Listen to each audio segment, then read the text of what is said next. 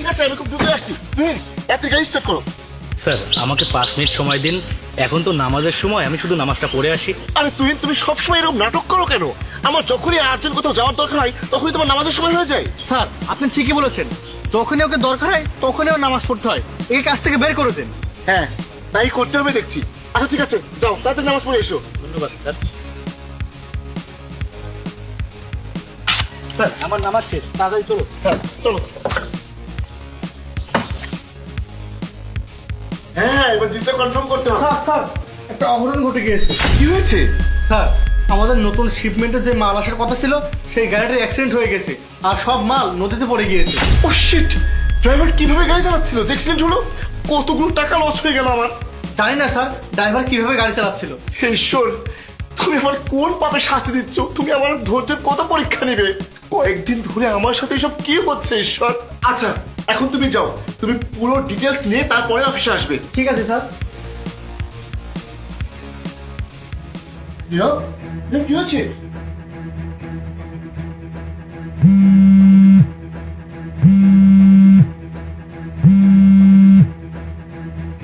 Hello. জি sir বলুন। হ্যাঁ, তাড়াতাড়ি গাড়ি নিয়ে এসো, এখন হাসপাতালে যেতে হবে। জি স্যার আমি এক্ষুনি আসছি।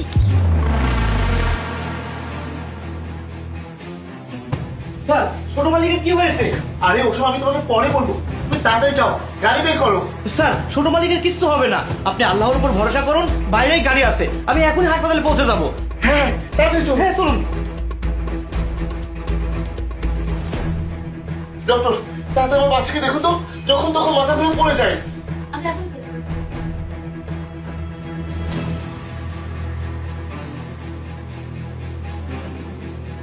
আপনার বাসায় হার্টবিট তো অনেক লো, এক্ষুনি আপনার বাচ্চাকে অন্য হাসপাতালে নিয়ে যেতে হবে।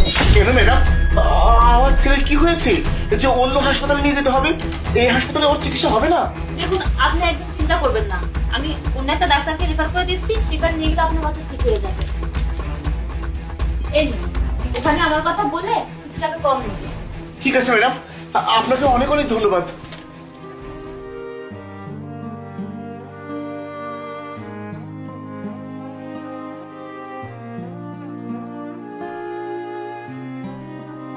আচ্ছা ঠিক আছে, আমি বাড়ি আসার সময় নিয়ে আসবো। তুহিন, তুমি এত সুন্দর করে কিভাবে হ্যান্ডেল করো সবকিছু? তুমি তো অভাবী মানুষ, তোমার অত টাকা পয়সাও নেই, তোমার কি কোনোদিন কোনো সমস্যা হয় না?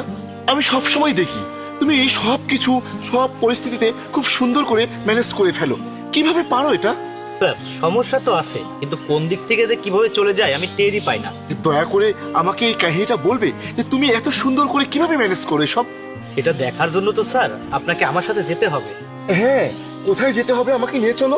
জি স্যার চলুন। ওই দেখুন স্যার, ওটাই হচ্ছে আমার সব সমস্যার সমাধানের জায়গা, আমার প্রশান্তির জায়গা।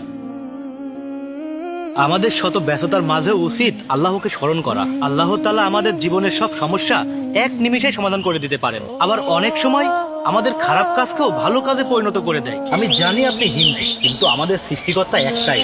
আমাদের সব সময় আল্লাহ তাআলাকে স্মরণ করা উচিত। আল্লাহ তাআলাই আমাদের জীবনে সমস্যা দেন, আবার আল্লাহ তাআলাই আমাদের জীবনের সমস্যার সমাধান করে দেন। হ্যাঁ, তুমি ঠিকই বলেছো, আমাদের উচিত আমাদের সৃষ্টিকর্তাকে সবসময় স্মরণ করা। আমরা আমাদের বিভিন্ন কাজে এতটাই ব্যস্ত হয়ে পড়ি যে আমরা আমাদের সৃষ্টিকর্তাকে ডাকার কথা ভুলেই যাই। স্যার আমি প্রত্যেকদিন 5 ওয়াক্ত নামাজ পড়ি, আর আল্লাহ তাআলা এই জন্য আমার সংসারে সব সময় বরকতময় দিয়ে থাকেন। কখনো কোনো সমস্যা আসে না, আর সমস্যা আসলেও সেটা বেশি দিন থাকে না। হ্যাঁ, তুমি একদম ঠিক কথা বলেছো। আজ থেকে, হ্যাঁ আজ থেকেই আমি যত ব্যস্ত থাকি না কেন, সবসময় আমি আমার সৃষ্টিকর্তাকে স্মরণ করব, তার পূজা করব, আর তোমাকে কখনোই নামাজ পড়তে গেলে নামাজে বাধা দেব না।